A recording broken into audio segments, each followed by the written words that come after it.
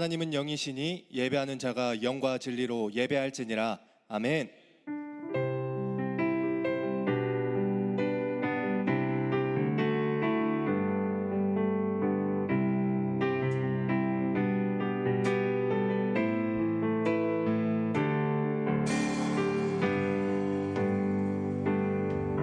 세상의 유혹 시험이 내게 몰려올 때에 나의 힘으론 그것들 모두 이길 수 없네.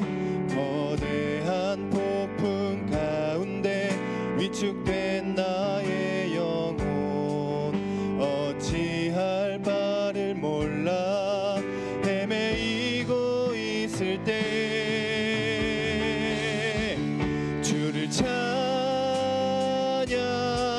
손을 들고 찬양 전쟁은 나에게 속한 것 아니니 주를 찬양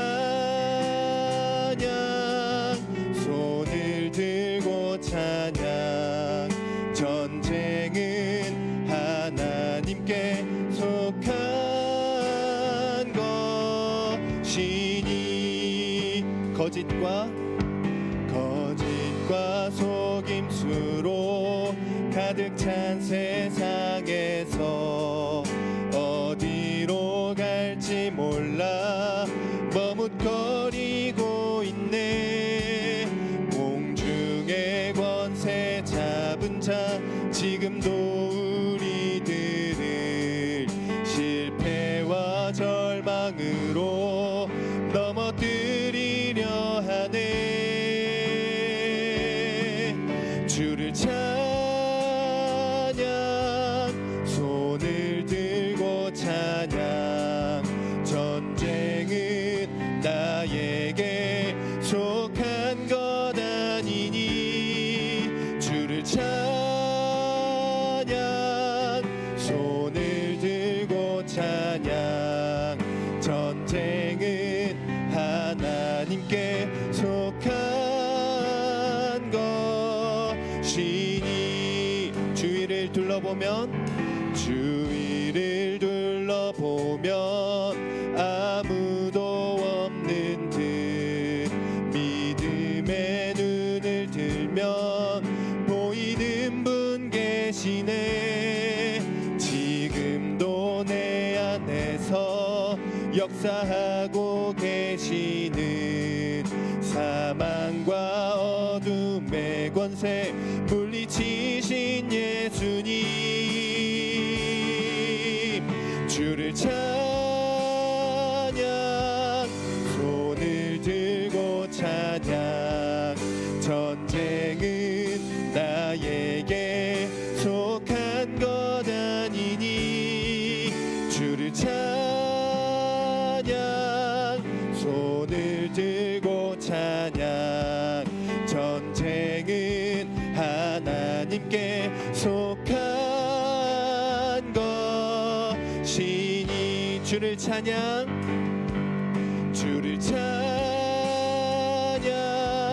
손을 들고 찬양 전쟁은 나에게 속한 것 아니니 주를 찬양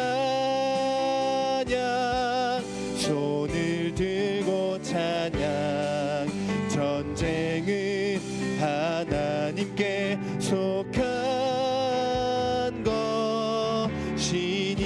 것이니 아멘. 모두 자리에서 일어나셔서 찬양하며 나아가겠습니다.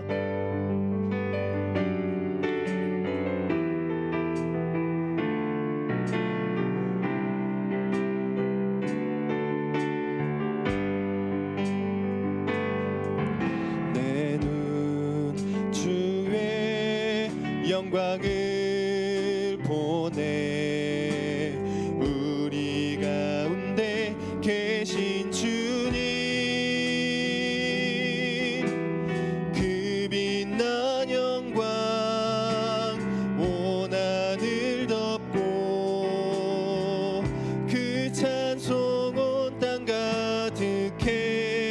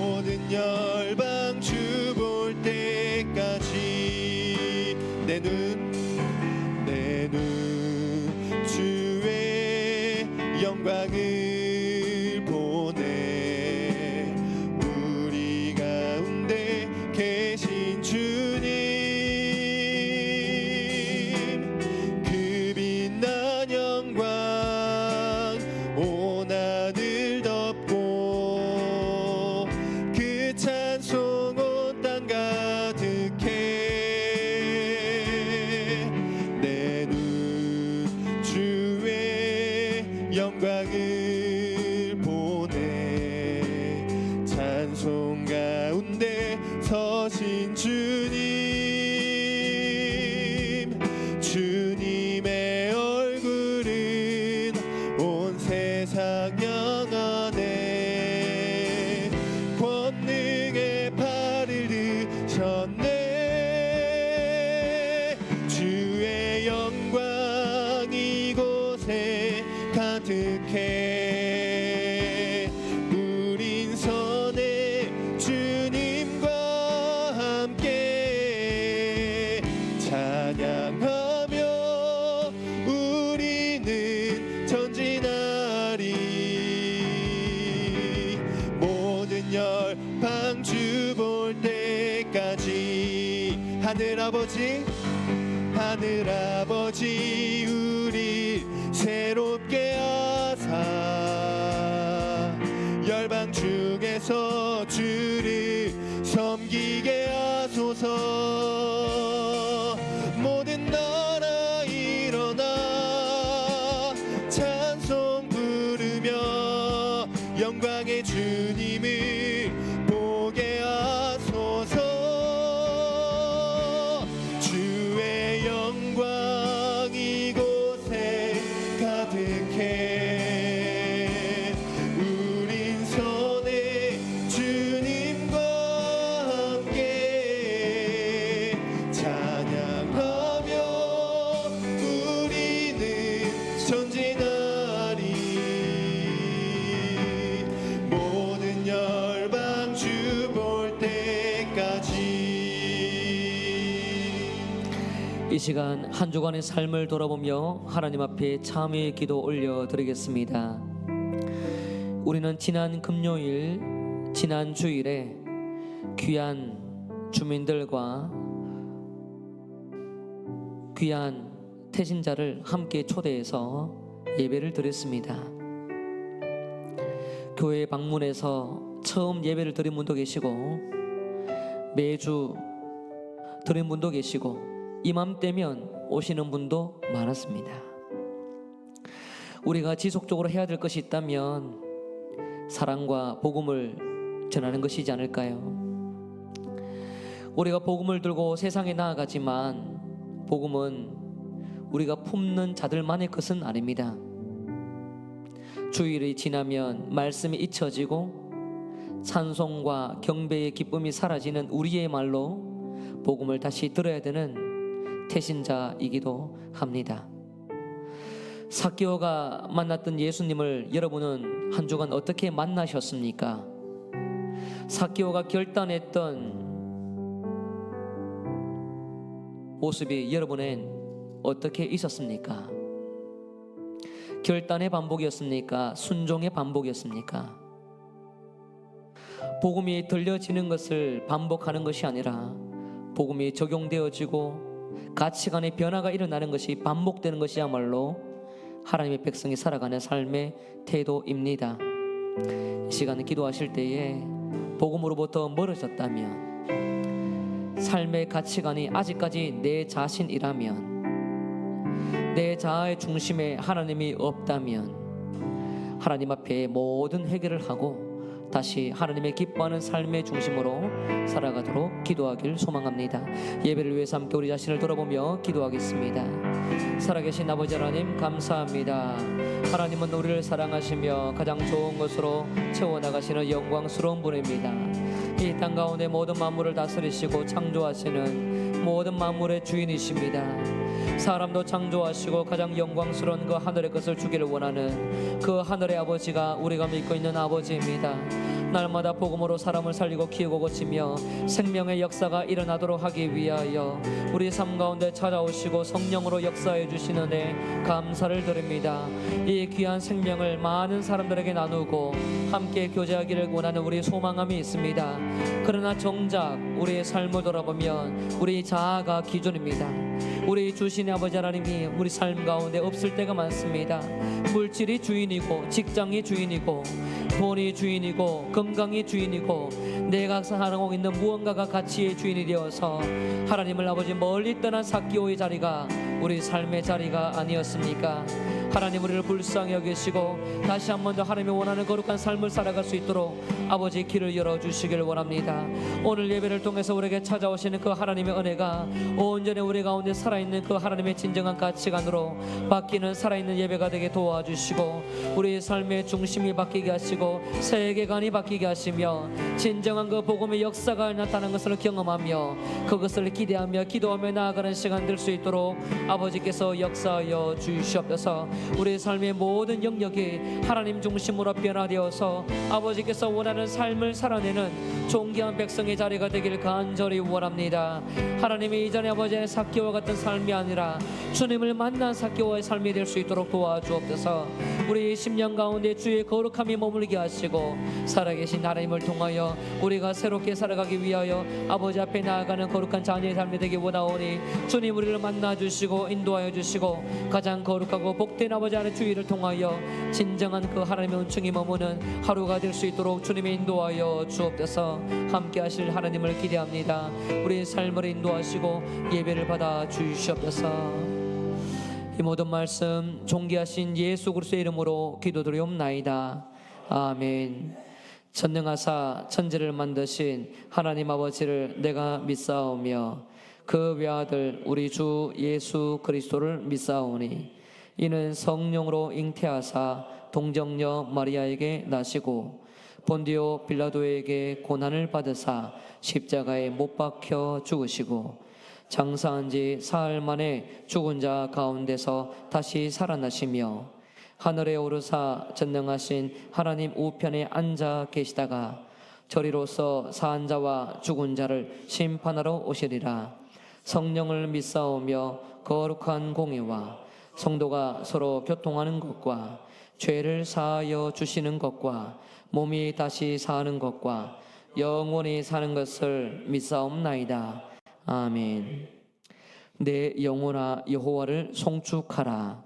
내 속에 있는 것들아 다 그의 거룩한 이름을 송축하라. 내 영혼아 여호와를 송축하며 그의 모든 은택을 잊지 말지어다. 그가 내 모든 죄악을 사하시며 내 모든 병을 고치시며 내 생명을 파멸해서 속량하시고 인자와 긍휼로 관을 씌우시며 좋은 것으로 내 소원을 만족하게 하사 내 청춘을 독수리같이 새롭게 하시는도다. 여호와는 긍휼이 많으시고 은혜로우시며 노하기를 더디하시고 인자심이 풍부하시도다. 자주 경책하지 아니하시며 노를 영원히 품지 아니하시리로다.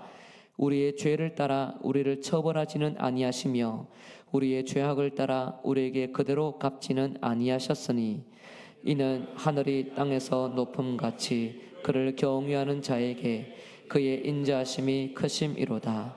동이 서에서 먼 것 같이 우리의 죄과를 우리에게서 멀리 옮기셨으며 아버지가 자식을 긍휼히 여김같이 여호와께서는 자기를 경외하는 자를 긍휼히 여기시나니 이는 그가 우리의 체질을 아시며 우리가 단지 먼지뿐임을 기억하심이로다. 아멘. 자리 앉겠습니다.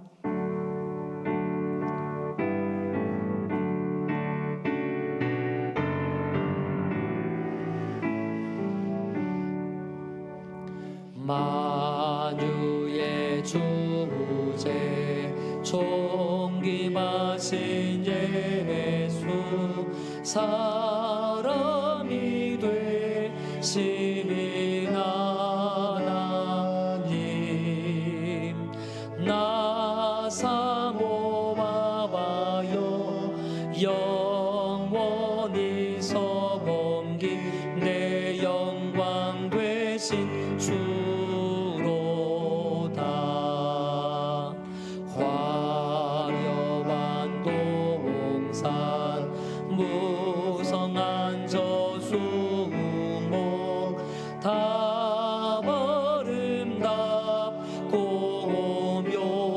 묘하나 순전한 예수 더 아름다워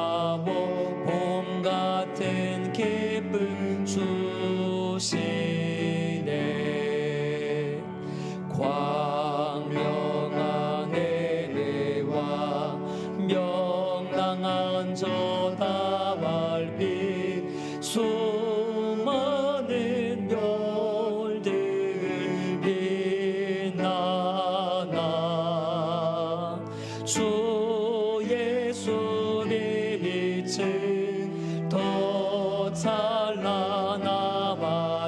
참 비교할 수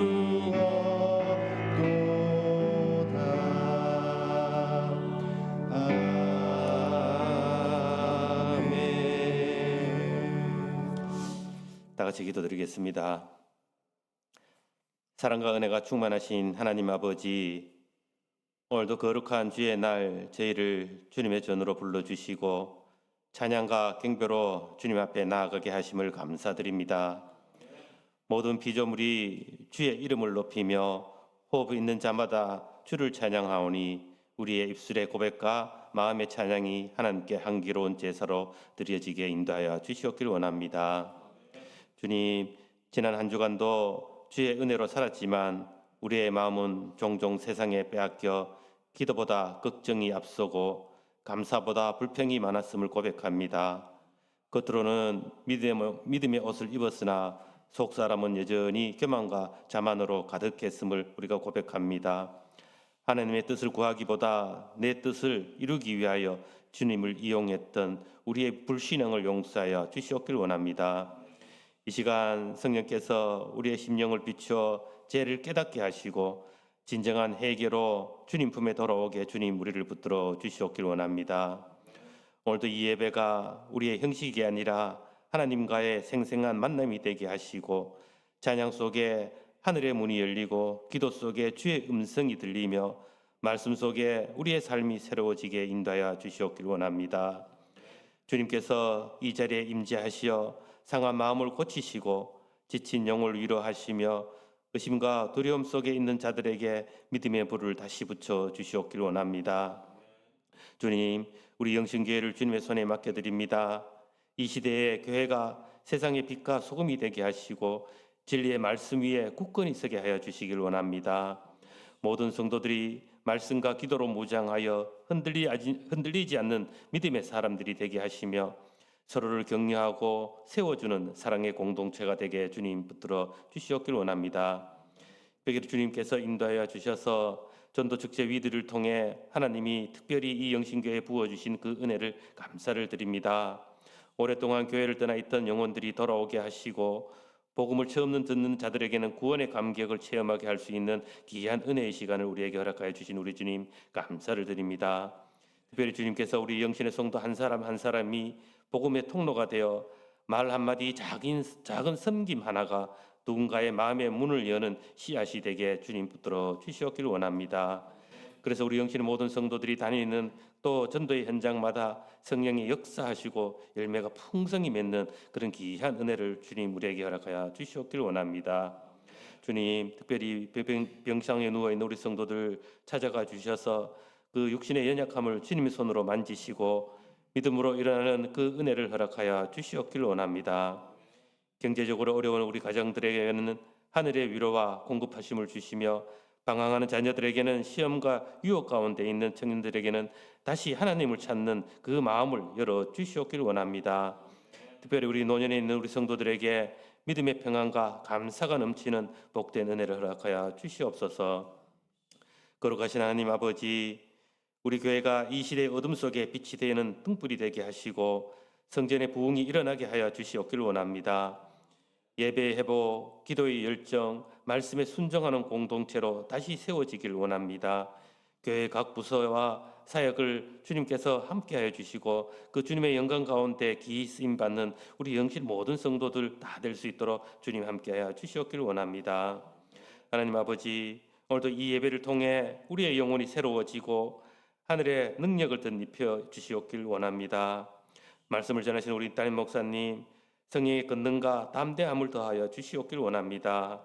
그 말씀이 살아서 역사하여 굳어진 우리의 마음을 녹이고 새로운 순종의 결단을 낳게 하여 주시옵소서.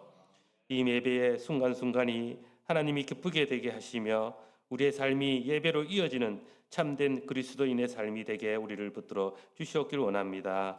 특별히 오늘도 이 예배를 위하여 보지 않는 곳에 수고하고 헌신하는 귀한 손길들 주님 기억하여 주시고 그들의 마음 가운데 늘 은혜와 평강과 기쁨이 있게 주님 인도하여 주실 줄 믿사옵고 거룩하신 예수님 이름으로 감사드리며 기도드렸습니다. 아멘.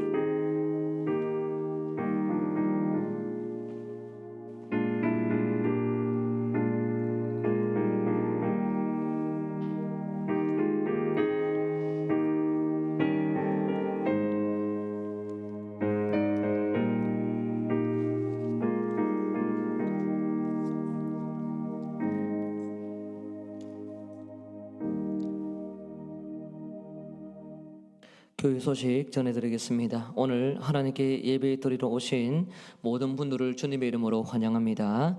하나님과 깊은 만남을 가지시고 성도들과 풍성한 교제를 나누는 주일이 되시길 주님의 이름으로 축복합니다. 위도유 초청 예배 하나님 은혜 가운데 잘 마쳤습니다. 우리 모셔오신 분들, 그리고 차량으로, 데코로, 또 물질로, 기도로, 식당에서 그리고 예배 다양한 프로그램을 통해서 섬겨주신 모든 분들께 진심으로 감사드립니다. 우리 행사에 우리 41분이 참석했습니다. 지난 주간 제가 세미나 때문에 연락을 다 드리지는 못했는데요. 이번 주 중에는 제가 오셨던 분들에게 연락을 취할 계획입니다. 그래서 저희가 좀 섬길 수 있는 부분이 있으면 말씀도 지속적으로 나누고 또 함께 교제할 수 있는 그런 길을 열어가고자 합니다. 지난 주간에 우리 순장님들 통해서 제가 문자를 보내드렸습니다. 우리 불신자들도 그렇고 여러분도 그렇고 우리는 신앙이 성장하기 위해서는 말씀을 들어야 합니다. 그렇죠? 불신자가 믿지 않는 성도가 교회에 와야 되는 이유가 있다면 말씀을 듣기 위함입니다. 하나님을 소개받기 위함입니다. 교회에 오는 것이 목적이 아니라 말씀을 들어서 믿음으로 거듭나는 겁니다. 오셨던 분들을 여러분은 그렇게 좀 전달하셨는지 모르겠는데 제가 좀 부족하지만 설교나 좋은 말씀이나 찬양에 있으면요 지속적으로 복음을 전할 수 있도록 노력하십시오. 교회에 들어오는 것이 아니라 복음을 전할 수 있도록 여러분 노력하셔야 됩니다. 그것이 여러분이 할 수 있는 최선이고 교회에 와서도 동일한 역할을 하는 겁니다. 그렇기 때문에 오셨던 분들 또 못 오셨던 분들에게도 여러분들이 어떻게 하면 말씀을 전할 수 있을까 이것을 고민하며 기도하면서 지혜를 찾아서 주의 뜻을 계속적으로 전하시면 하나님께서 먼 훗날 또 우리가 기도하는 가장 적합한 때에 변화시킬 줄 믿습니다. 다음 주일은 우리 추수감사 주일로 예배를 드립니다. 하늘을 지켜주신 하나님께 감사하는 시간이 되시길 바랍니다. 추수감사 헌물하실 분은 1층 게시판에 목록이 있으니 거기에 함께 또 체크해 주시길 바랍니다. 15일 토요일 오전 9시까지 갖다 주시면 감사하겠습니다. 지난번에는 국화를 또 이렇게 찬조를 받았는데요. 여러분 교회에서 혹이라도 무언가 같이 조금 더 요청할 때에는 부담 갖지 마시고 부담 안 되는 범위 내에서 그렇게 하시면 좋겠어요. 해야 되나 말아야 되나 이런 고민도 안 하시면 좋겠습니다. 자신에게도 그런 고민하지 마십시오. 감동이 있으면 하시면 되고 남들에게 해야 되나 말아야 되나 이런 어떤 가벼운 표현은 안 하시면 좋겠습니다. 하나님 앞에 기도하셔서 하십시오. 의무가 아닙니다. 하나님 앞에 기도하셔서 결단하시고 하시면 되는 겁니다. 그렇게 조금 성숙한 표현으로 여러분 같이 섬기시면 좋겠습니다. 오늘 오후 찬양 예배 축도 후에는 장학증서 전달하는 시간을 갖겠습니다. 오늘 중식은 이근직 집사님, 이경미 집사님 가정에서 섬기겠습니다. 맛있게 드시고 우리 가정 위에 축복해 주시길 바랍니다. 추가 광고입니다. 우리 장미양 성도님께서 입원하셔서 내일 퇴원 예정입니다. 발등에 실금이 갔는데요. 집에서 넘어지셨습니다.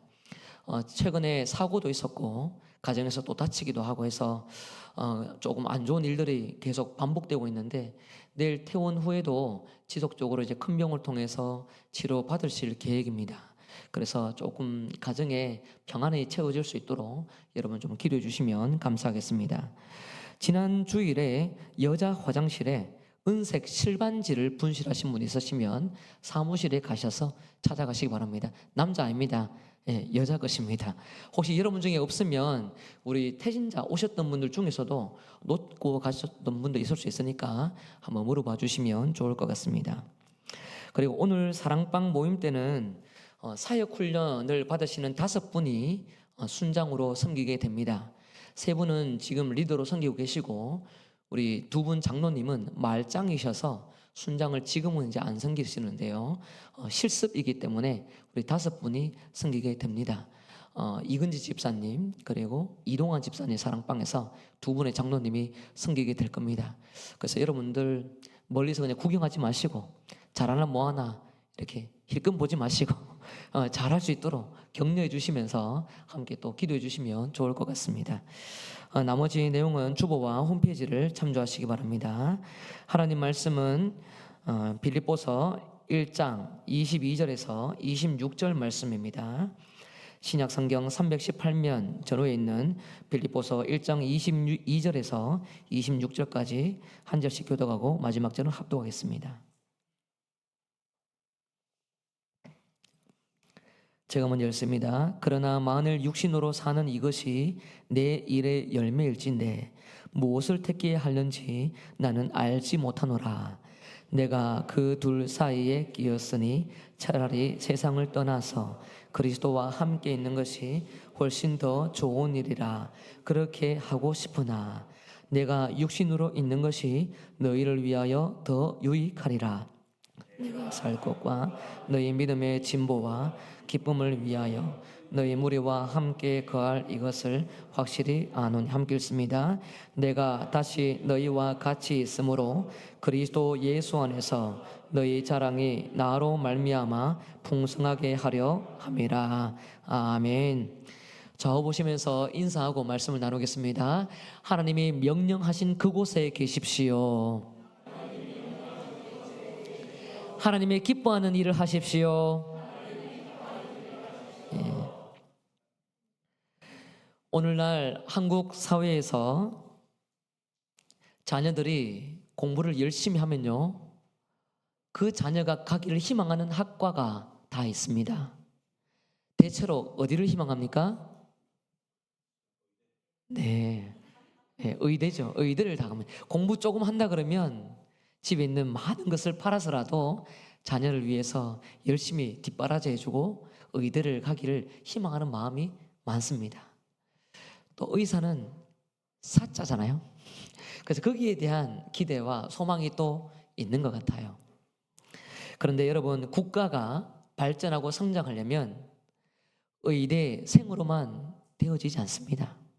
의대생보다 오히려 기술자, 과학자, 연구하는 사람들이 많아야지 나라가 지금이 아니라 다음 세대의 발전이 됩니다.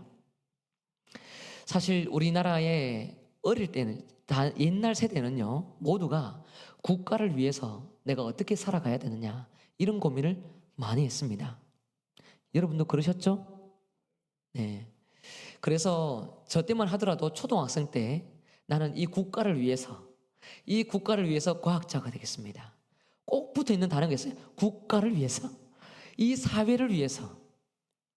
통일 다음으로 중요했던 것이요, 과학자, 대통령, 그리고 바랬던 꿈이었습니다. 조건이 나를 위해서가 아니라 국가를 위해서였습니다. 저도 어릴 때의 꿈을 되돌아보면요, 의사가 되는 것이 꿈이었습니다. 저는 목과 코가 좋지 않았어요. 그래서 몇 년 동안 말하는 것이 너무 힘들었습니다. 그래서 어떻게 하면 이 목을 고칠 수 있겠나 고민하면서 이비인후과 의사를 해야 되겠다라고 결단을 한 적이 있었습니다. 결단해서 그쳤습니다. 네, 그리고 여러분 지금 보고 있네요. 네. 여러분 삶이나 저의 삶이나 우리 모두는요, 하나님께 받은 은사가 있고 달란트가 있어요. 그것을 두고 끊임없이 우리는 하나님 나라 위에 또 주신 것을 최대한 활용해서 잘 살아야겠다라는 그 마음을 갖고 삽니다. 그런데 요즘 사람들은요, 개인적인 달란트를 활용하는 것을 좋아하지만 국가를 위해서, 시대를 위해서, 이 세계를 위해서 무엇을 해야 될 것인가에 대한 고민과 야망은 적습니다. 그만큼 우리는 개인주의적으로 갇혀서 살아가는 시대라는 것을 알 수 있습니다. 예전에는 모두를 위해서 함께 잘 살 수 있는 나라를 위하여 고민하며 살아갔지만 지금은 하나님의 주신 것을, 내 것을 잘 활용해서 나를 통해서 하나님이 일하는 그 영역에 매몰되어 있는 신앙이 있습니다. 그러다 보니 국가의 유익보다 개인의 유익, 개인의 영광을 위해서 살아가는 그런 문화에 익숙해서 자신 안에 멈춰 있는 경우가 많죠. 우리도 하나님의 시민, 하나님 나라의 백성으로 산다고 고백하지만, 하나님 나라를 위해서 이것을 하겠습니다라고 고백하지만, 그러나 삶의 실존을 보면 자신의 비전과 야망과 욕심에 빠져 있을 때가 있습니다. 물질에, 직장에, 가정에, 교회에 갇혀 있을 때가 많습니다. 나라는 존재 못지않게 다른 교회와 불신자의 가치에 대해서도 굉장히 소중하게 귀하게 여기는 사람이 많지 않습니다. 정말로 의롭다라고 말할 만한 사람이 하나님 나라 안에도 많지 않더라는 겁니다. 그래서 우리 삶을 돌아보면요, 개인의 욕망도 있고 동시에 하늘 시민으로 살고 싶은 사명도 있지만 이것이 늘 충돌되면서 부딪히는 가운데 살고 있다는 것을 알게 됩니다. 오늘 본문에서 보게 되는 사도 바울도 이와 같은 고민을 많이 했습니다. 사도 바울이 바라는 욕망이 있어요. 그리고 사도 바울이 하나님께서 원하는 그 자리에 가야 된다는 그 뜻도 알고 있습니다. 이 두 가지 선택 사이에 끼어 있는 것이 사도 바울이었습니다. 바울은 어떻게 욕망을 이기고 하나님의 뜻을 선택했을까요? 왜 그는 하나님의 뜻을 선택했을까요? 그 뜻은 무엇이었을까요? 이 사도 바울의 삶의 자취를 돌아보면서 우리 가운데 무엇을 선택하고 있고 또 기준이 무엇이며 무엇을 위해서 우리가 부름받았는지 돌아볼 수 있는 시간이 되면 좋겠습니다. 오늘 본문 1장 22절에서 24절을 보면 이런 말씀이 있습니다. 그러나 만일 육신으로 사는 이것이 내 일의 열매일진데 무엇을 택해야 할지 나는 알지 못하겠다. 내가 그 둘 사이에 끼었으니 차라리 세상을 떠나서 그리스도와 함께 있는 것이 훨씬 더 좋은 일이라. 그렇게 하고 싶지만 내가 육신으로 있는 것이 너희를 위하여 더 유익하리라. 아멘. 바울은 둘 사이에 끼었습니다. 그 둘은 삶과 죽음이에요. 생명과 죽음입니다. 둘 사이에 끼어서 고민을 하고 있어요. 끼어 있다는 것은 무언가 선택을 하기에 애매한 만큼 너무나도 힘든 시기를 의미합니다. 끼어 있어요. 끼어 있어요. 이것 하기도 애매하고 저것 하기도 애매한 상황입니다. 바울의 욕망은 죽어서 그리스도와 함께하는 것입니다. 바울의 욕망은 죽어서 그리스도와 함께하는 것을 희망하고 있습니다. 그러나 바울은 무엇을 해야 되는지 알고 있어요. 자신의 사명은 무엇인지 알고 있습니다. 그 사명은 살아남아서 교회로 돌아가는 것입니다. 바울은 욕망과 사명 사이에 내적인 갈등을 겪고 있습니다. 여기서 우리가 집중해야 될 단어가 있어요. 23절에 세상을 떠나서라는 단어입니다. 따라해볼까요? 세상을 떠나서. 세상을 떠나서 그리스도와 함께하기를 희망했습니다. 그리스도와 함께하려면 죽어야 되잖아요. 그렇죠? 정말 그리스도의 임재를 경험하려면 죽음이라는 문턱을 지나가야지 그리스도를 만날 수 있잖아요. 여기서 사도 바울이 표현하는 단어가 세상을 떠난다라는 말을 쓰고 있습니다. 이 떠난다라는 단어는 세상을 죽는다, 피한다 이런 의미가 아닙니다. 세상을 떠난다라고 하는 것은 닻을 올려 여행을 떠난다, 여행을 시작한다, 항해한다 이런 의미를 가지고 있습니다. 여러분, 바울에게 있어서 죽음은 끝이 아니라 이 세상을 지나서 죽음이라는 그 여정을 지나 그리스도에게로 가는 통로입니다. 죽음은 저 세상으로 가는 문턱만이 아니라 세상에서 살고 있는 삶의 연장선 속에 죽음이라는 것도 동일하게 그 연장선을 지나 그리스도를 만나게 되는 또 다른 영역으로 가게 되는 길 여정입니다. 그래서 이 세상을 떠난다라고 표현하고 있습니다. 여러분, 바울은요 죽음을 두려워하지 않아요. 왜냐하면 이 세상과 죽음이라는 것 지났을 때에 그리스도가 계시다는 것, 항해의 목적지가 있다는 것을 알기 때문입니다. 여러분, 매스컴이나 사람들에 의해서 추천을 받아서 명소 아니면 하플 이런 데 좋은 여행을 많이 해보셨을 겁니다. TV에 좋은 곳 나오면 여러분 메모하세요, 안 하세요? 하시죠? 주변에서 누가 어디 갔다 왔다 그러면 머리에 입력하세요, 안 하세요? 하시죠? 카카오톡 대문을 보세요. 카카오톡 대문을 보면은 거기에 다녀온 장소 이렇게 표현하기도 하지 않습니까? 또 우리가 함께 대화를 하다 보면 어디 좋다 카더라, 좋더라 하면서 나도 다음에 시간 되면 가야 되겠다 이런 생각이 들죠. 그런데 여러분 요즘은요 안 가본 데가 없을 만큼 많이 다녀왔어요. 대체로 어디 그러면 다녀온 곳이 많습니다. 그럼에도 불구하고 새로운 명소가 생겨요. 그 새로운 명소는 새로운 길을 지나서 새로운 도시에 가야지만이 경험을 하는 데가 많습니다. 다시 말씀드리면 낯선 도시, 내가 가보지 않았던 곳, 위험한 길을 지나야지 새로운 하플에 도착할 때가 있다는 겁니다. 다시 말씀드리면 우리가 새로운 목적지를 가기 위해서는요, 새로운 하플을 찾기 위해서는 반드시 이전에 경험하지 못한 길을 지나야지만이 목적지에 도달할 수가 있어요. 하플은 그냥 내가 원한다고 해서 내 눈앞에 펼쳐지는 게 아닙니다. 지나야 합니다. 여행을 가야 하고 항해를 해야 되고 떠나야 되며 함께 그 길을 경험할 때에 비로소 도착하는 곳이 목적지입니다. 때로는 필요할 때에 산을 지나야 해요. 산이 내가 다녀왔던 산이면 어디 지점에 휴게소가 있는데 거기 가야 되겠다라는 중간 지점도 기대하겠죠. 그런데 내가 가보지 않은 명소에 산을 지나야 된다면 우리는 어디에서 쉬어야 되는지, 어디에서 고민해야 되는지, 언제 오는지, 시간이라는 이 가시적인 물리적인 시간 타이밍은 나더라도 이 정서적으로 편하지 않을 때가 많습니다. 그러나 그것을 기꺼이 지나다 보면 하나하나 우리가 원했던 목적지에 도착하게 됩니다.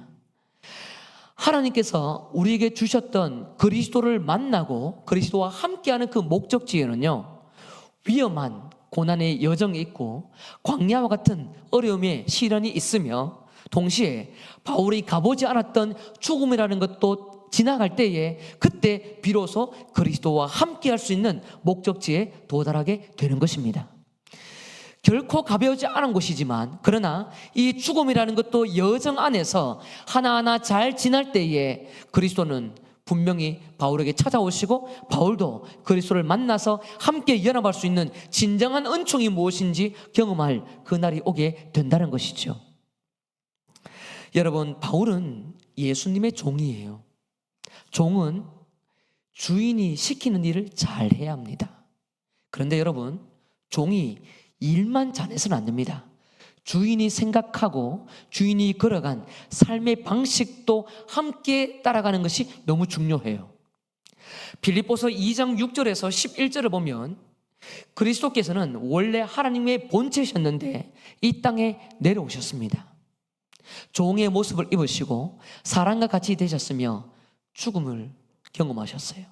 십자가에 죽으셨습니다.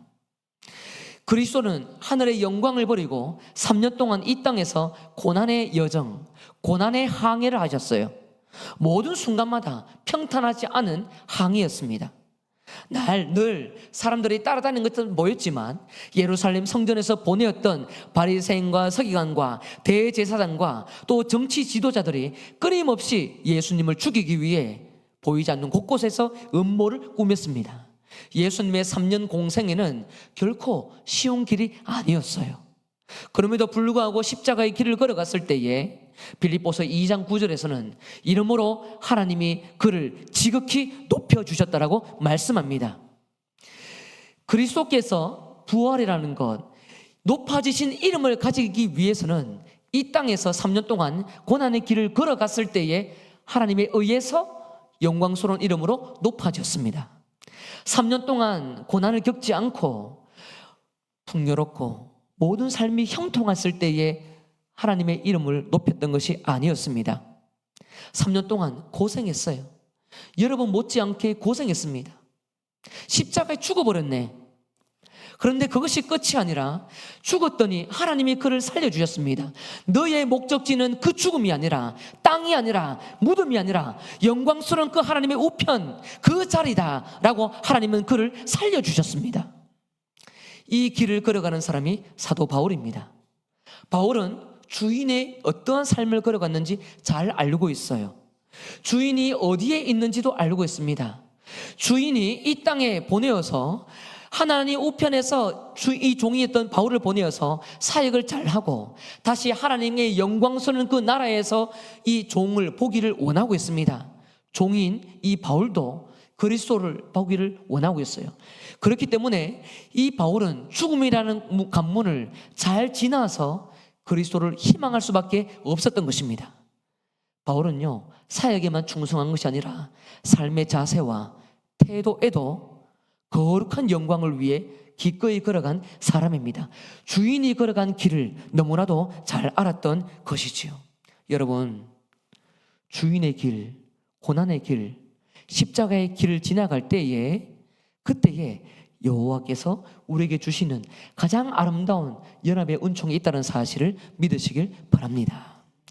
사도 바울은요, 그래서 그리스도를 함께하기 원하며 십자가 길로 걸어가기를 기뻐했습니다. 죽음을 선택했습니다. 당장 보고 싶었거든요. 그런데 여기서 여러분, 사도 바울은 또 다른 고민을 합니다. 그 고민이 무엇이냐면 내가 육신으로 살아남아서 교회와 함께하기를 희망하는 것입니다. 따라해볼까요? 교회와 함께한다. 교회와 함께하기를 희망했습니다. 그래서 24절에 보면 내가 육신으로 있는 것이 너희를 위하여 더 유익하리라.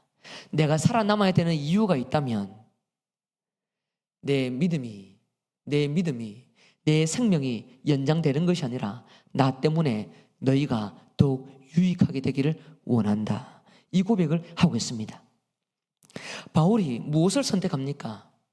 자신의 욕망을 선택합니까? 아니면 교회를 세우도록 보냄받은 이 땅을, 사명을 선택합니까? 바울은요, 욕망이 있는데 그 욕망은 빨리 세상을 떠나서 그리스도와 함께하는 것입니다. 그러나 그 욕망을 선택하기보다 오히려 하나님께서 보내시고 그리스도께서 보내셨던 석방 이후에 교회를 세워내는 것, 교회에 더욱 유익이 되는 것, 교회를 더욱더 살려내기 위한 그 방법을 선택합니다. 교회에 있는 것이 바울에게 유익이 되는 것이 아니라 교회에 유익이 된다는 것을 알기 때문에 석방이 필요했던 겁니다. 선택의 기준이 나 자신이 아니라 바로 교회입니다. 욕망이 아니라 사명을 선택했습니다. 그것이 교회의 필요가 더욱더 채워줄 수 있는 길이기 때문에 바울은 그것을 선택합니다.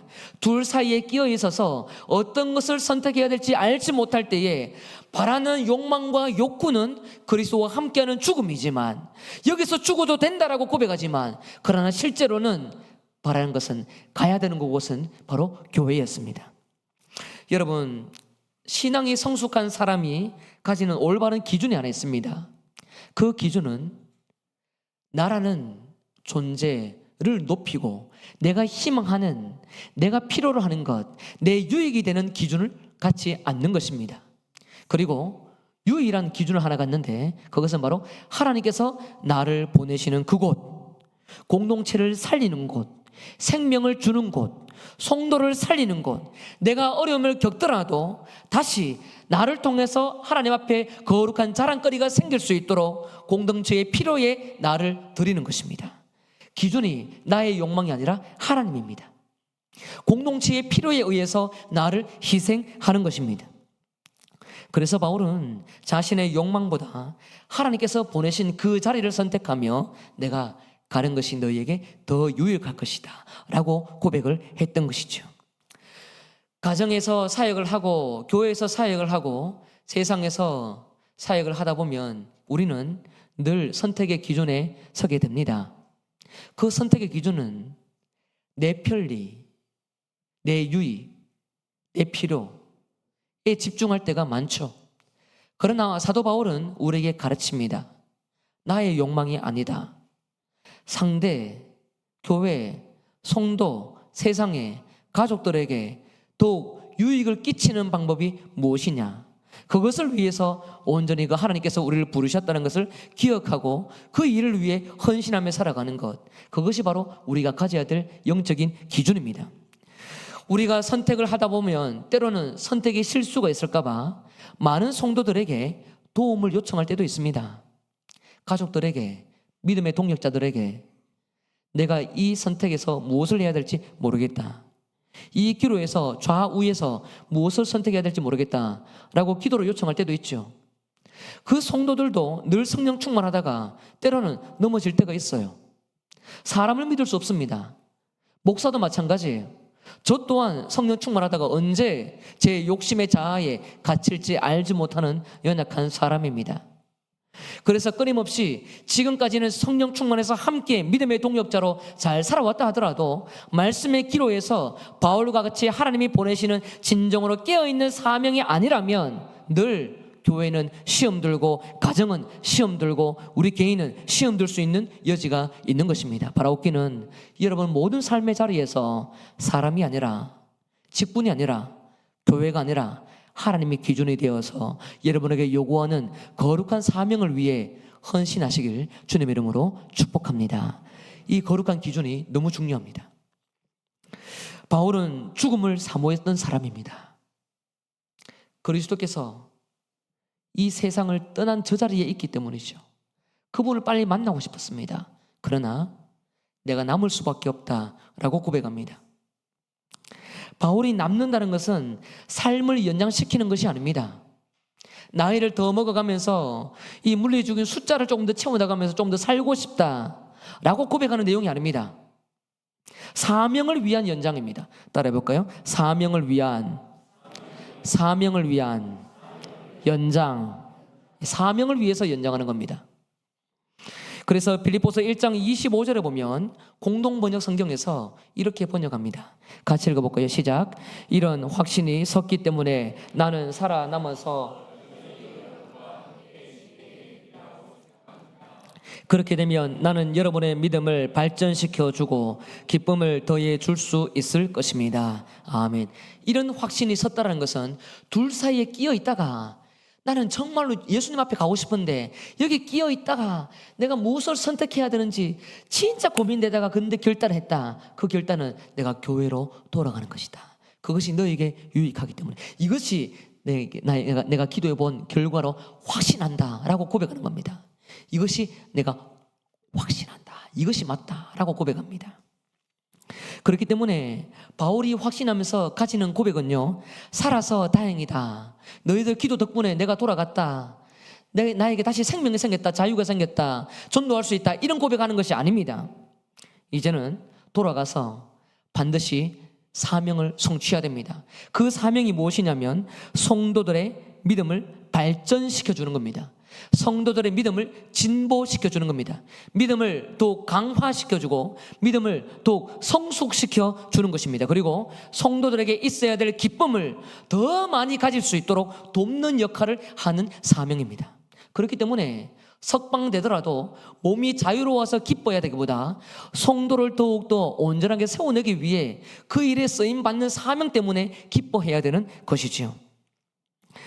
바울은 살아서 교회에 돌아간다면 성도들의 믿음이 연약해져 있다면 다시 회복시켜야 합니다. 여러분, 믿음이 발전한다는 것, 믿음이 성장한다는 것은 언제 가능할까요? 우리가 매일마다 경건생활을 하고 말씀대로 실천하는 것 참 어렵죠. 근데 그 경건생활도 믿음을 유지시켜주고 우리의 주인이신 하나님을 바라보게 하는 정말로 중요한 수단입니다. 너무 중요해요. 그런데 여러분, 믿음을 발전시키기 위해서는 때론 테스트를 받아야 됩니다. 때론 시험거리가 또 우리에게 찾아올 때에, 그때에 우리가 잘 이겨낼 때에 그때 우리 믿음이 검증이 됩니다. 학생들이나 여러분이나 저나 우리 모든 삶의 자리에서 내가 가지고 있는 믿음이 어떠한 범위에 채우고 있고 어떤 부분으로까지 올라왔는지 확인하기 어렵습니다. 그런데 이 믿음을 확인하기 위해서는 시험이 오면 확인됩니다. 다른 게 필요 없어요. 매일매일 반복과 습관처럼 경건생활을 하는 것도 너무 중요하지만 내 삶의 어려운 현실이 찾아왔을 때에 내가 경건생활을 했던 그 모습이 능력으로 발휘되면 그때는 내 믿음이 확인됩니다. 그리고 이전에 넘어졌던 그 영역에서 다시 하나님 의지하고 일어서게 되면 그것을 통과해서 더 나은 신앙으로 성장하게 되는 것입니다. 제가 오늘 본문에 다 읽지는 않았습니다만 오늘 본문 뒤에 27절에서 30절 내용을 보면 사도 바울은 이미 빌립보 성도들이 고난을 당하고 있다는 사실을 알고 있습니다. 그래서 성도들에게 너희는 나와 같은 싸움을 하고 있다라고 고백하죠. 성도들은 지금 평안하게 감옥에 있는 바울을 위해 기도하고 있는 것이 아닙니다. 고난당하고 있어요. 싸우고 있습니다. 세상 사람들에게 질시, 질타, 어려움, 핍박, 여러 가지 환난이 많습니다. 환난이 없는 게 아니에요. 평안하게 감옥에 있는 이 바울을 위해서 기도해주는, 작정 기도할 수 있는 평안한 상태가 아닙니다. 전투적으로 살고 있어요. 전투적으로 살고 있는 이들에게 필요했던 것은 사도 바울을 통해서 믿음이 강화되도록 격려받는 것입니다. 바울을 통해서 믿음이 진보될 수 있도록 도움을 받는 것입니다. 이것이 필요했어요. 그래서 사도 바울은 살아남아서 내가 너희들에게 가는 것이 너희에게는 유익할 것이다 라고 고백하는 것이죠. 성도들에게는요, 목회자든 교회 지도자든 다양한 믿음의 성도를 통해서 함께 믿음의 진보를 받아야 될 역할이 필요합니다. 우리 모두가 누군가를 살리면서 함께 믿음의 진보가 있도록 도와야 되고 동시에 믿음의 진보가 있도록 도움을 받아야 합니다. 도와야 하고 도움을 받아야 됩니다. 이것을 위해서 사도 바울이 내가 교회로 돌아가는 것이 필요하다고 마음을 먹었던 것이지요. 이것은 이 성도들만이 믿음의 진보로 나아가는 것이 아니에요. 빌립보서 1장 12절에 보면 이런 말씀이 있습니다. 형제들아, 내가 당한 일이 도리어 복음 전파의 진전이 된 줄을 너희가 알기를 원하노라. 아멘. 바울은 지금 감옥에 있습니다. 감옥에 있는데 복음이 더 확장되어 버렸어요. 바울이 감옥에 갇힌 것을 이야기 들었던 시위대 안에 있었던 사람들이 복음에 대해서 귀를 기울였습니다. 그리고 바울이 감옥에 갇혔다는 것을 보면서 믿음으로 도전받은 성도들도 생겼습니다. 또 동시에 바울이 감옥에 갇혔어? 그러면 이때다라고 생각하면서 우리 교단의 신앙, 우리 교단의 신학, 이것을 끊임없이 증거하기 위해 시기심으로 복음을 전했던 사람들도 있었습니다. 우리 지난번 다 살펴봤지 않습니까? 분명히 바울의 복음은 감옥에 있는데 복음은 날개를 달고 세상에서 열방 가운데서 일하고 있습니다. 하나님은 바울이 갇혀도 일을 하시는 분이에요. 복음이 갇힌 것처럼 보여도 하나님이 복음의 주체자가 되셔서 넉넉히 일하십니다. 그렇게 하나님은 복음을 진전시키고 진보시키시는 분입니다. 확장시키는 주체자는 하나님이십니다. 그 일에 하나님께서 감당하고 있는 이 주체자의 역할을 지금 오늘 본문에서는 사도 바울이 할 수 있다는 것을 알고 있습니다. 그래서 바울은 지금 돌아가서 성도들의 이 고난과 역경 가운데에서 바울 때문에 다시 하나님께서 어떤 일들을 했는지 용기를 받고 어려움 속에서도 다시 일어날 수 있는 힘과 도전을 받을 수 있도록 사도 바울은 돌아가겠다. 그것이 하나님의 뜻이다라고, 나는 둘 사이에 끼인 것지만 나는 여기서 작정했다라고 고백하는 것이죠. 사실 여기서 여러분, 사도 바울이 돌아가면요, 교회 성도들 살핀다고 분명히 또 에너지 낭비됩니다. 감정 소모됩니다. 여러분, 교회 생활을 할 때에 혼자 독립적으로 신앙생활 하는 것은 너무 편하죠. 그렇죠? 그렇잖아요. 그렇거든요. 그리고 이런 독립적인 신앙을 혼자 살면서도 힘들지만 동시에 주님 앞에 가면은 아무 문제 없습니다. 그래서 가끔씩은 빨리 주님 앞에 가고 싶다 이런 말을 하실 때도 있잖아요. 아닌가요? 아직 조금 더 살고 싶으세요? 주님 앞에 빨리 가고 싶다 이런 생각이 들잖아요. 그런데 여러분, 혼자 독립하는 것도 어렵지만요, 이 안에서 같이 공동체 생활을 하고 서로 부딪히며 살아가는 것 쉬울까요? 어려울까요? 어렵습니다. 어려워요.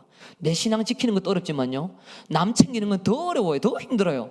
사도 바울이 지금까지 복음 전하다가 감옥에 갇혔는데 또다시 내가 그 짓을 해야 되나, 또다시 성도들 살펴야 되나, 또다시 내가 아비로서 기도해 줘야 되나, 언제까지 내가 해야 되나라는 어떤 답답함이 왜 인간적으로 없겠습니까? 그러나 바울은 알아요. 무엇을요? 내가 너에게 가는 것이 너에게 유익하다는 것을 알기 때문에 나는 기꺼이 십자가를 짊어지며 너에게 간다. 그렇게 하나님이 일하실 줄 나는 확신한다라고 고백하는 것입니다. 바울은 성도들의 믿음을 돕기를 희망했습니다. 돕기를 희망했어요. 믿음이 중지되지 않고 계속적으로 성장하기를 희망했습니다. 여러분은 누구를 통해서 믿음의 진보가 일어나고 있습니까? 여러분은 누구에게 영적인 유익을 끼치고 있습니까? 물론 재정적으로 어려움이 있고 시간적으로 한계가 있고 또 돌봐야 될 가족들에 있어서 누군가를 살피는 것이 쉽지 않을 때도 있습니다. 자막 띄워주십시오. 누군가를 살피는 것이 결코 쉽지가 않아요. 그러나 하나님은 우리를 보내십니다. 어디로요? 믿음의 진보가 필요한 그 영역에 보내십니다. 끊임없이 누군가에게 내가 도움을 받는 자리만이 아니라 사명을 감당하는 그 자리로 주님은 보내십니다. 그래서 우리 자신의 유익만이 아니라 어떻게 하면 교회 공동체와 하나님 나라와 또 하나님 나라 안에 속하고 있는 많은 하나님의 교회들과 이웃의 성도들까지 어떻게 하면 나를 통해서 믿음의 진보가 일어날 수 있을까에 대한 진지한 물음과 책임의식을 갖고 우리는 하나님 앞에 기도해야 합니다. 그것을 사도 바울이 사명으로 생각하고 기도하며 결단했던 것입니다. 여러분, 교회에서 받은 달란트가 활용되는 것이 많을 겁니다. 달란트는 늘 봉사의 영역으로 이어지기 때문에 적정 우리가 감당할 수 있는 일들이 있어요. 그런데 오늘 본문에 등장하는 이 믿음의 진보는 그런 달란트로 활용하는 봉사의 영역만을 의미하는 것이 아닙니다. 봉사는요, 달란트로 감당할 수 있습니다. 그러나 그것을 넘어서서 개개인의 한 사람 한 사람의 영혼을 내가 어떻게 생명을 불어 넣은 것처럼 그 사람을 살려내느냐는 것입니다. 여러분 때문에 옆에 성도가 어떻게 살아나고 있느냐는 것입니다. 여러분 때문에 죽어가고 있는 성도의 마음이 어떻게 회복되고 있느냐라는 것을 사도 바울이 믿음의 진보로 묻고 있습니다. 현실에 어려움이 있고 경제적으로나 건강적으로나 교회적으로나 다양하게 시험 들고 아파하고 있을 때 그때에 나를 통해서 누가 살아나고 있느냐라고 이 사도 바울은 우리에게 질문하고 있습니다. 봉사하는 것은요 참 어렵지만요 달란트 있으면 하나님 앞에 충성할 수 있습니다. 그런데 하나님은 그것을 우리에게 넘어서기를 원합니다. 어떻게 해요? 사람을 살려라. 사람을 살려라. 그 개개 한 사람 한 사람의 믿음이 진보되고 있는지 확인을 해라. 믿음이 성장하고 있는지 성숙하고 있는지 아물고 있는지 회복되고 있는지 치료되고 있는지 살펴라. 사람 보고 구경하고 안부 나누는 일상적인 대화로 지나가는 것이 아니라 두렵고 떨림으로 그 믿음이 성장하고 있는지 살펴라. 생명에 있는지 살펴라. 이것을 우리에게 질문합니다. 우리의 삶은 너무나 개인화되어 있는 시대 가운데 살고 있어요. 교회에 와서 적당히 신앙생활을 해도요 아무도 뭘 안 합니다. 내가 받은 직분, 내가 받은 봉사의 영역, 그 일하고 집에 가면요 아무도 뭘 안 합니다. 왜 그렇습니까? 충성하고 있다고 생각하니까요. 자녀들이 교회에 방문했을 때 예배 드릴 때에 와줘서 고맙다라고 말하죠. 여러분, 예배는 와주는 것이 아닙니다. 옛날에는요 이런 말이 없었어요. 시대가 바뀌다 보니까 아이들의 교회에 오는 것이 너무 다양한 전투를 하면서 싸우면서 교회에 오다 보니까 와줘서 고맙다고 말하는데 교회는 그런 데가 아닙니다. 그런 말 하지 마세요. 교회는 그런 데가 아니에요. 아닙니다. 교회는 예배 드리는 곳입니다. 교회에서 하나님 앞에 나아가서 임재를 경험하고 체험해서 세상 가운데 나아가서 빛과 소금이 무엇인지 증명시키는 사람이 바로 예배자입니다. 구약시대에 하나님께서 이스라엘 백성들에게 요청하신 것이 있습니다. 교회에 방문했니? 내 마당 밟아줬니? 고마워. 이것이 아니죠. 예배를 잘 드려도 삶의 변화가 없고 체험이 없고 하나님 임재의 갈망을 사모하지 않는다면 내 마당만 밟고 지나가고 있다. 그 예배 하지 마라 말씀합니다. 우리는 어느새 과거와 다르게 예배의 기준과 하나님의 임재의 기준을 문턱을 너무 낮춰버렸습니다. 봉사의 영역도 너무 낮춰버렸습니다. 개인의 충성심을 너무 낮춰버렸어요. 내 사역에 이 정도면 충분하지.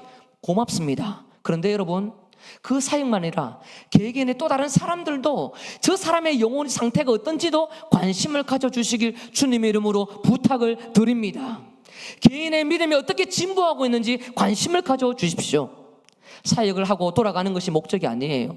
교회는 함께 살아나는 곳입니다.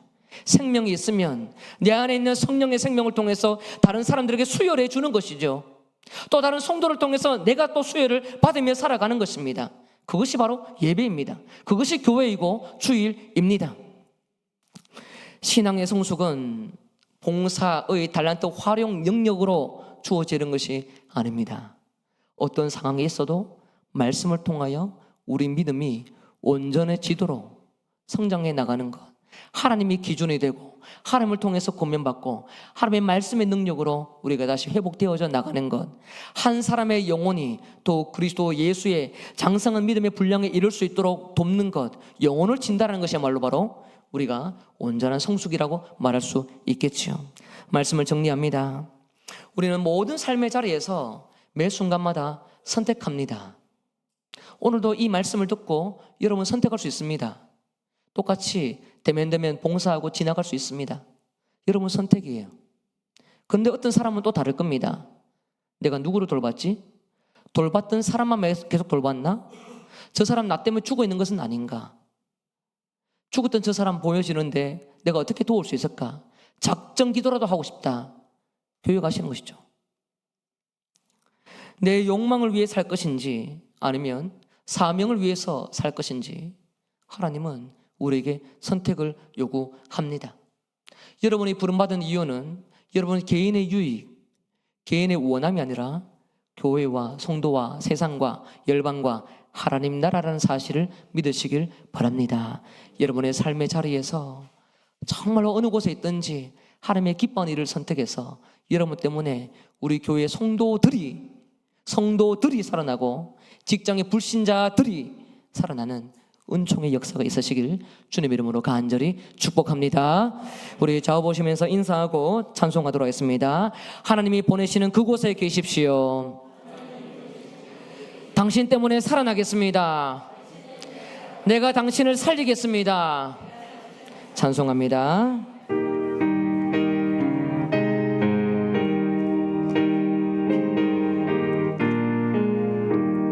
주와 같이 길 가는 것 즐거운 일 아닌가.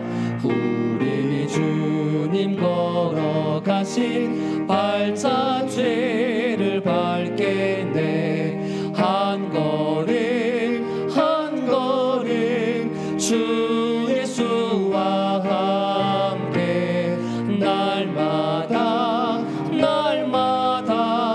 우리 걸어가리. 어린아이 같은 우리 미련하고 약하나 주의 손에 이끌리어 생명길로 가겠네. 한 걸음 한 걸음 주 예수와 함께 날마다 우리 다 같이 일어나서 4절 부르며 봉헌합니다. 예서 지자에도 같이 우리들도 천국에 들려 올라갈 때까지 주와 같이 걷겠네. 한 걸음 한 걸음 주 예수와 함께 날마다 우리 걸어가리.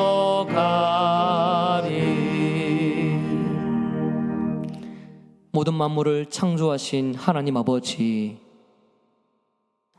죽어있던 우리의 삶에 생명을 넣어주시고 하나님 나라 시민으로 살게 하시는 은혜 감사를 드립니다. 믿음의 선조들도 예수님을 빨리 보기를 희망했지만 부름받은 교회의 자리에서, 가정에서, 직장과 세상에서 많은 복음의 씨앗을 뿌리는 희생 덕분에 우리가 이곳에까지 오게 되었습니다. 아버지, 우리의 욕망이 있지만 아버지께서 보내신 사명의 자리를 더 귀하게 여길 수 있는 믿음의 성도 되게 하여 주시옵소서. 욕망을 뒤로 던질 수 있는 용기를 주시옵소서. 보내신 삶의 자리에 기꺼이 나아가 나 때문에 또 다른 성도가 생명을 얻는 역사가 나타나게 해 주시옵소서. 모든 만물이 하나님의 것임을 고백하며 물질로 신앙을 표하는 거룩한 성도들의 중심을 연락해 주시옵소서. 아버지께서 사용하시되 올바르게 쓰여지고 아버지의 거룩한 이름과 많은 성도와 불신자의 믿음의 진보가 생기는 일에 잘 쓰여지길 소망합니다. 함께 예배드리기를 희망하지만 여러 개인의 사유로 참석하지 못한 성도들을 주님이 찾아가 주시옵소서. 어느 곳에 있든지 하나님을 만나기 위해 경배할 때마다 하나님께서 그들을 만나 주시고 늘 주의 자녀로 인을 치시며 하늘의 복을 허락해 주시옵소서. 건강이 여의치 않은 성도들을 붙잡아 주시고 치료하시는 은혜를 베풀어 주사 신속히 구원을 받게 해 주시옵소서. 물질로 인하여 힘들어하고 미래와 자녀와 취업과 자녀와 다양한 영적인 시험과 어려움 속에서 지쳐있는 모든 주의 백성을 기억하여 주셔서 어떠한 어려움 속에서도 아버지께서 돕는다는 것을 믿고 믿음으로 죽게 나아가는 성도 되게 하여 주시옵소서. 한 주간 세상 살면서 불신자 앞에, 믿음의 성도 앞에 욕망이 아니라 온전히 하나님이 보내시는 그 은총의 길을 선택하는 거룩한 자리가 되도록 도와주시옵소서. 존귀하신 예수 그리스도의 이름으로 기도드리옵나이다. 아멘. 이제는 우리 주 예수 그리스도의 은혜와 하나님 아버지의 사랑과 성령의 교통하심이 나의 욕망을 버리고 하나님께서 보내신 사명의 자리에 서겠습니다. 많은 성도들의 믿음이 진보가 있도록 돕겠습니다. 그들이 나의 수고 덕분에 더욱 자랑거리가 있도록 돕겠습니다. 다짐하며 결단하는 거룩한 주의 백성들 머리 위에 지금으로부터 영원까지 함께 있을지어다. 아멘.